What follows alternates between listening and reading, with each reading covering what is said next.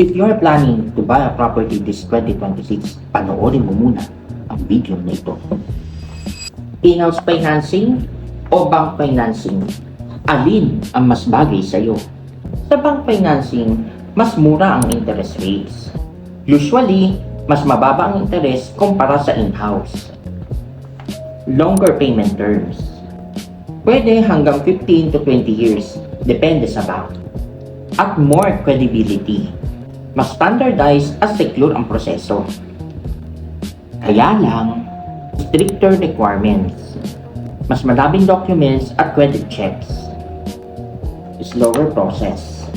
Bank approval may take weeks. Less flexible. Hard to adjust payment terms once approved. Sa in-house financing, faster approval. Direct sa developer, kaya quick usually ang process. Flexible terms. Pwede i-negotiate ang down payment at payment plans.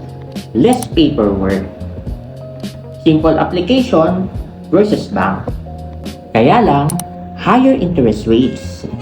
Shorter terms, mas maiksi ang payment period. Walang tama o mali. Depende yan sa lifestyle at budget mo. Ikaw, kung papipiliin ka, in-house financing o bank financing? Comment below!